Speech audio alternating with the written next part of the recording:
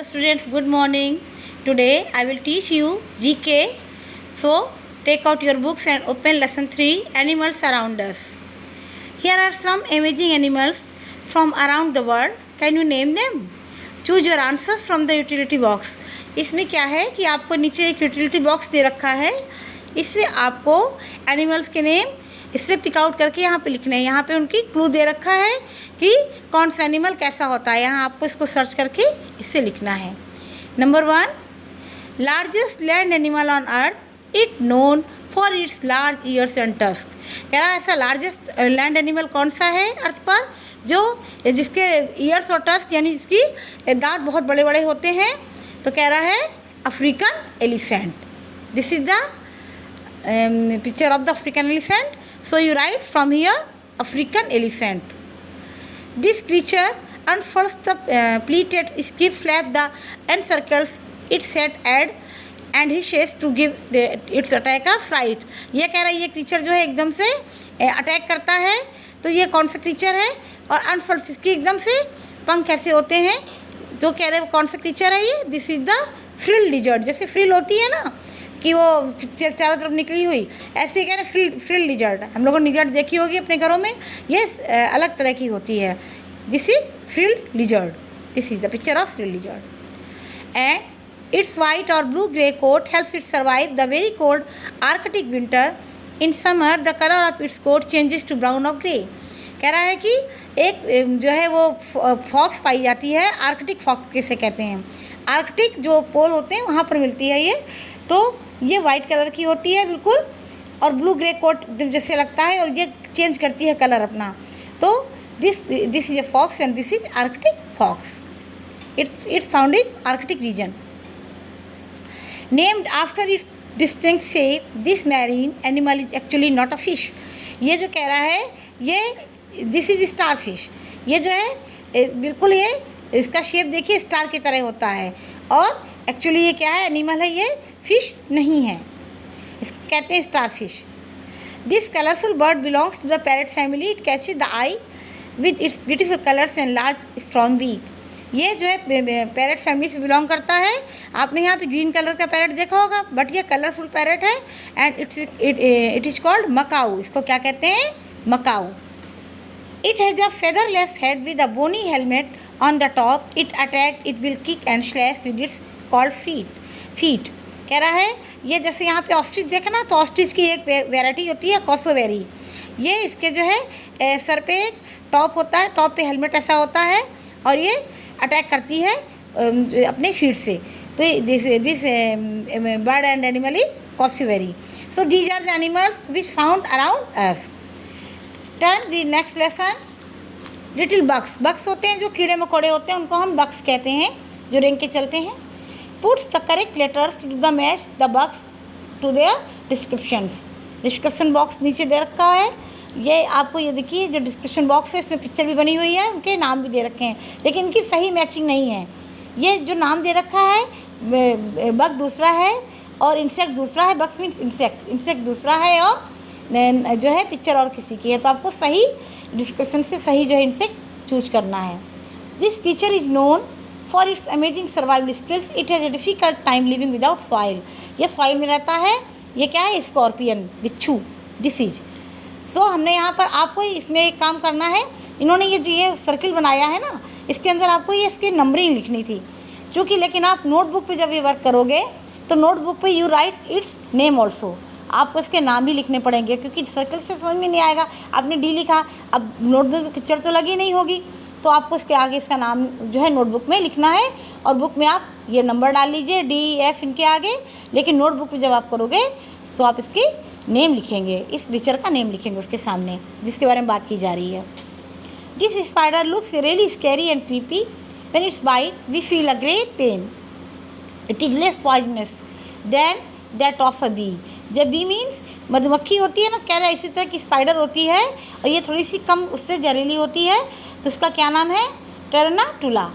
इसको आप नोट करेंगे. This is. फिर number 3, its love for moisture makes this growing insect find home in humid regions. आपने देखा होगा कि जहाँ जब बारिश होती है तो ऐसा ही एक इंसेक्ट पाया जाता है जो रात में चमकता है, इसे हिंदी में हम कहते हैं जुगनू, इसे इंग्लिश में कहते हैं fire fly. This is this insect fire fly, इसे जुगनू कहते हैं, रात में चमकता है। This creature known for its attractive colour and unique spots, this insect has an appetite for plant eating insects and this is regard of farmers friends. ये पाया जाता है, फार्मर्स फ्रेंड कहते हैं, और ये प्लांट खाता है, इसे कहते हैं lady bird. This is lady bird. Then this insect lives up to its name considering the fact that it's find perfect conflict among the twigs where it creeps and crawls।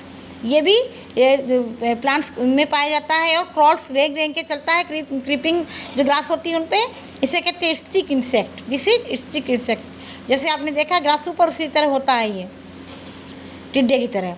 This social insect builds hives by chewing wood into a pulp, it belongs to the wasp family.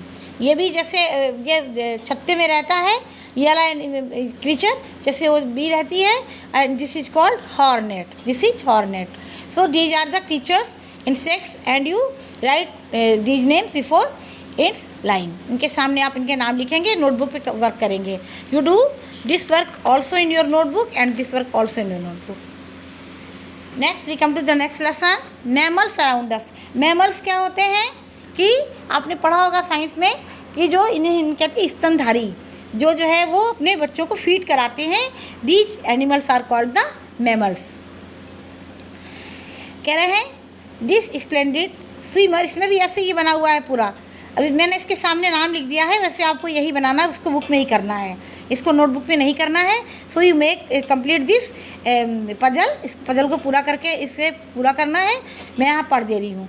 This splendid swimmer spends most of its time diving and swimming in the icy waters of the North Atlantic and Arctic Oceans. It is called half seal. Number 1 पे क्या आएगा? Half seal. ये बहुत अच्छी diving करती है, एक मछली होती है, सील मछली, सुना ना, वही है ये। फिर है ये नंबर 1 पे, नंबर 1 वाला ये आपका हाफ सील है। Then number 2, this squirrel look alike can collect enough food to last an entire winter in just 2 days। ये स्क्विरल होती है, ये कलेक्ट करती है खाना। So this squirrel is called chipmunk. यहाँ पे ये नंबर 2 पे चिपमंक, इसको ऐसे कंप्लीट करेंगे। मैं भी आपको पिक्चर क्लिक करके भेज दूँगी, तो आप इस पजल को कंप्लीट करेंगे। Then number 3, a large rodent, it is famous for the smartly designed house known as the लॉग that it builds along with the family members. ये बहुत अच्छा जो है, जैसे लोग घर बनाते हैं, ऐसे बहुत अच्छा ये हाउस बना लेता है, और इसके दांत बहुत वैसे होते हैं। This is called beaver. क्या कहा जाता है? Beaver. Then number 4, this the smallest species of whale, it is also known as the white whale. जैसे व्हेल होती है ना, तो व्हेल की जो स्मॉलेस्ट स्पाइस होती है, दिस इज बिलुगा। इसको क्या कहते हैं? बिलुगा। And last, smallest of all the world's foxes, it has enormous bat-like ears that release body heat and keep it cool। ये जो है, ये स्मॉलेस्ट वर्ल्ड की सबसे स्मॉलेस्ट फॉक्स है, इसमें ही आती है। This is called fennec. So you complete this puzzle. मैंने यहाँ सामने इनके नाम लिख दिए हैं कि आप इनको अच्छे से सर्च करने में दिक्कत ना हो, but you do this work in the book like this. And we skip I skipped lesson 6 and lesson 7. So you skip these lessons and we come to the lesson 8, body basics। इसमें human body के बारे में बात की गई भी, तो mammals creatures के बारे में बात की जा रही थी। दिस लेसन में this lesson is tell about human body. आपने साइंस पढ़ी होगी, देखिए उसमें answer the following questions. How many chambers does a normal human heart है? जो हमारा हार्ट होता है उसमें कितने चैम्बर्स होते हैं? मोस्टली लोग 2 कहते हैं, but 4। There are 4 chambers in our heart. Number 2, approximately how long does a missing finger nail take to grow back? आपको भी इसमें अमेजिंग थिंग्स आई हैं, आपको भी जान के बहुत ताजुब होगा कि जो हमारा नेल होता है, नाखून होते हैं फिंगर के, वो अगर निकल जाते हैं तो उनको बाहर मतलब दोबारा आने में कितना टाइम लगता है? ग्रो होने में कितना टाइम लगता है? 6 मंथ्स। ये इसमें से आपको ये इसके आंसर्स नहीं दे रखे हैं, ये आपको सर्च करके लिखने में, मैंने यहाँ लिख दिया, आप इसे नोट कर लेंगे। How is the umbilicus more commonly known, जो अम्बलिस होती है उसको कहते हैं, जो बेली होती है हमारी उसको और किस नाम से जाना जाता है, नेवल, नेवल के नाम से जाना जाता है।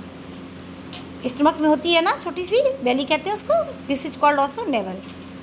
In the body what function is controlled by the section of the brain called of the medulla oblongata, oblongata कह रहा है। मेडुला ऑब्लोंगाटा एक जो है पार्ट होता है ब्रेन में, तो वो क्या काम करता है, उसका क्या काम होता है, उसका क्या काम कर, उसका जो है रोल क्या है ब्रेन में, कह रहा है क्या रोल है उसका, regular breathing, sneezing, soloing etcetera. कुछ ऐसे वर्क होते हैं हमारी बॉडी में जो हमारे हाथ में नहीं होते, जो जिनको हम रोक नहीं सकते हैं, जैसे ब्रीथ करना, स्नीजिंग करना, सोलोइंग करना, स्नीजिंग माने छींकना, निगलना, है ना, और सांस लेना, दिल का धड़कना।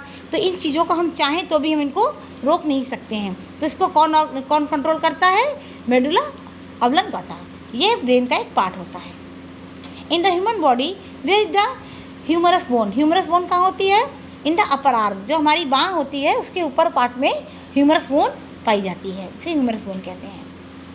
इन which part of the body are the phalanges, phalanges जो है वो in which part of the body कहाँ पाए जाते हैं, फेलेंजेज बेटा क्या होते हैं, आपने देखा होगा आपकी जो फिंगर्स होती हैं तो उसमें बीच में जो सेक्शंस होते हैं, जैसे एक उंगलियां हैं उनके बीच में 1 2 3 पोर सेक्शन, नहीं, इसे पोर कहते हैं हिंदी में कि पोर बने हैं, पहला पोर दूसरा पोर, जिसे हम काउंटिंग करते हैं, तो वो फेलेंजेज कहे जाते हैं उसको, साइंस की लैंग्वेज में उसको हम कहते हैं फेलेंजेज। तो वो फेलेंजेज कहाँ पाए जाते हैं, इन द फिंगर्स, हमारे फिंगर्स में पाए जाते हैं। The coccyx bone is better known as what, जो कॉकिक्स बोन होती है उसको और किस नाम से जाना जाता है, तो कॉकिक्स बोन हमारी टेल बोन, जो हमारी रीढ़ की हड्डी होती है उसमें जो आखिरी की जो होती है टेल बोन, उसको हम कॉकिक्स को ही हम टेल बोन भी कहते हैं। So this is the question answer of body basics lesson. You do this question answer in your notebook, इसको आपको नोटबुक पे करना है, this is important lesson. And now we come to the section B, this is the matching, match doctors the part of the body treat. अब इसमें तो आप देख ही रहे होगे कि डॉक्टर्स की बहुत ज़रूरत पड़ रही है। तो कह रहा है कि जो डॉक्टर्स होते हैं वो डॉक्टर्स कौन, हर डॉक्टर अलग अलग इलाज करता है, कोई बच्चों का होता है, कोई जो है वो इसका ब्रेन का होता है, कोई हार्ट का होता है। तो जो डॉक्टर्स होते हैं उनके अलग अलग नेम भी होते हैं। तो वो डॉक्टर्स को क्या, जो डॉक्टर्स कहे जाते हैं उनको किस चीज़ से संबंधित होते हैं, वो इसको मैच करना आपको, कौन से पार्ट ऑफ बॉडी को वो ट्रीट करते हैं। ऑप्थोमोलॉजिस्ट, ऑप्थोमोलॉजिस्ट क्या होते हैं, जो आइज के डॉक्टर होते हैं उनको हम ऑप्थोमोलॉजिस्ट कहते हैं, आइज के डॉक्टर्स होते हैं।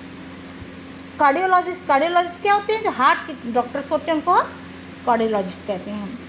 डर्मोटोलॉजिस्ट, डर्मोटोलॉजिस्ट क्या होते हैं, स्किन डॉक्टर होते हैं, स्किन की जो वो करते हैं, मेडिकल करते हैं, उनको हम डर्मोटोलॉजिस्ट कहते हैं।